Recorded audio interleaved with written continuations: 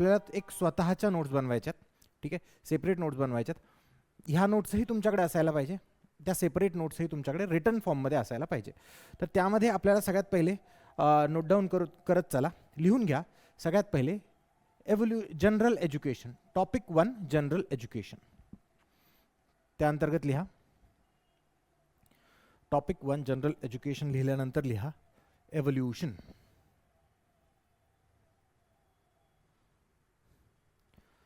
मग आता इथे काय लिहिलं आहे बघा, ancient and medieval India, Gurukul system, teaching of Veda, mathematics, astronomy in teachers Hermitage.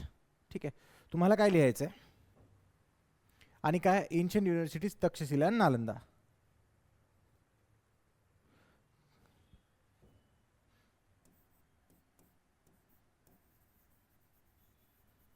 थोडं पटपट करत चालायचं, ठीक आहे. लिहा, असंच लिहा सेम जसं मी लिहितोय तसं. एन्शंट अँड मेडिवल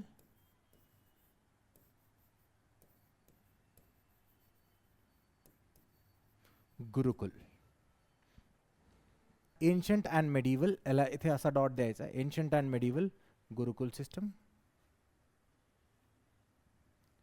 असं करा, इथे लिहा नालंदा. अक्षर कळालं नाही तर विचारा.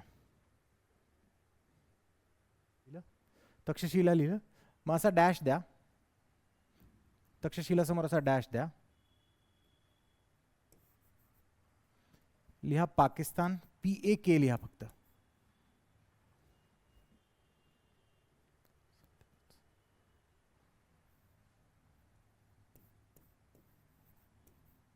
असा डॅश द्यायचा, लिहायचं पाकिस्तान.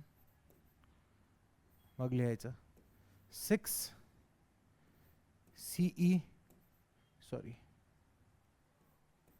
BC to 5 CE.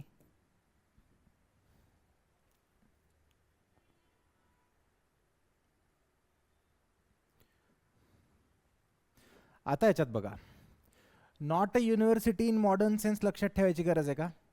बिलकुल नाही, त्याची नोट्स काढायच्या नाही. Not a university in modern सेन्सच्या नोट्स नाही काढायच्या.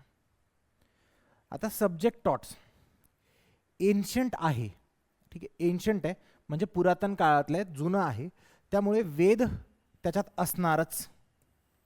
ओके, तुम्हाला माहिती पाहिजे की 5 सेंचुरी, इसवी सन पूर्व 5 सेंचुरी 5th BC मध्ये बुद्धिझम आलं.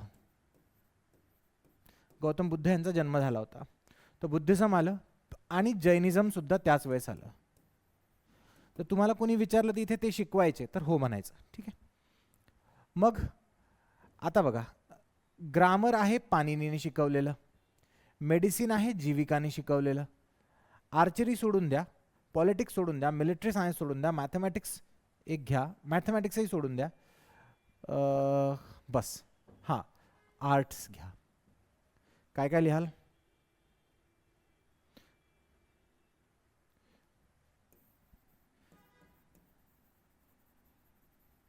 ग्रामर पाणिनी, मग त्यानंतर अजून काय होतं? Maths plus arts. हां, मेडिसिन,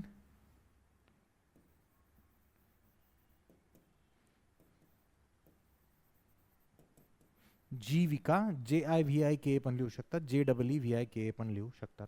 हां, काय ग्रामर पाणिनी, मॅथ्स, त्यानंतर आर्ट्स, मेडिसिन, जीविका, एवढंच लिहा.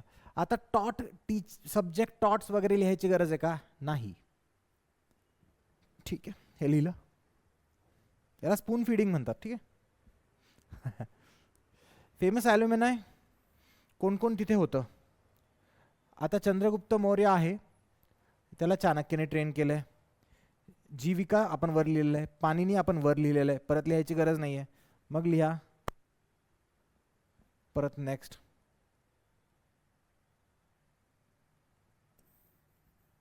CGM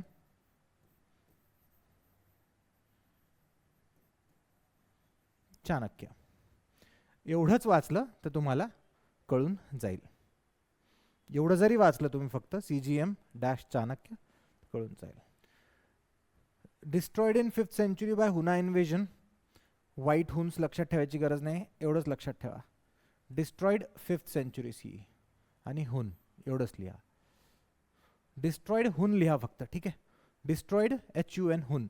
मग तुम्हाला ऑटोमॅटिक कळून जायला पाहिजे अभ्यास केलेला असल्यामुळे की 5th century CEच्या दरम्यान हुनांनी केलंय त्यांना. डिस्ट्रॉय झाले म्हणजे संपले. इथे इथे संपलेलं आहे, तर कोण जबाबदार आहे? हुन.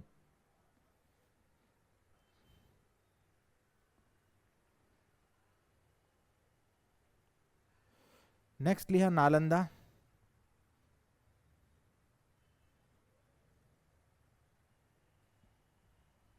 असं करायचं आता. नेक्स्ट असं, ठीक आहे.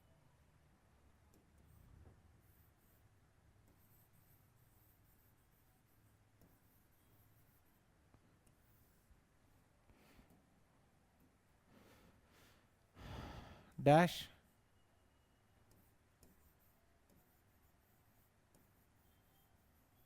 राजगीर आणि लिहा BH.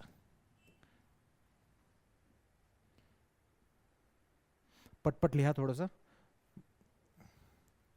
मग त्यानंतर 5th century CE to 12th century CE.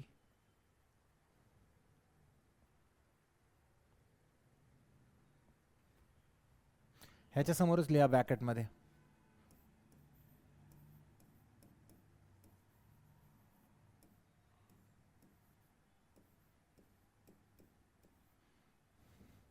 Fifth century CE to 12th century CE. ठीक आहे. हे काहीच लिहू नका, हे लक्षात ठेवायचं काम आहे. हे पण लिहू नका. सब्जेक्ट टॉट.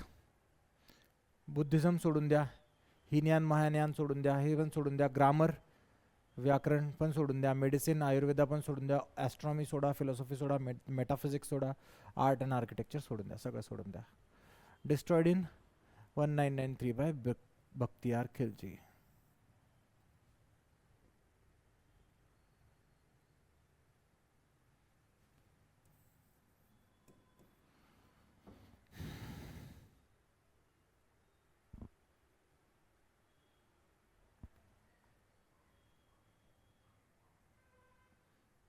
आता फक्त लिहा नालंदा युनिव्हर्सिटी ऍक्ट 2010.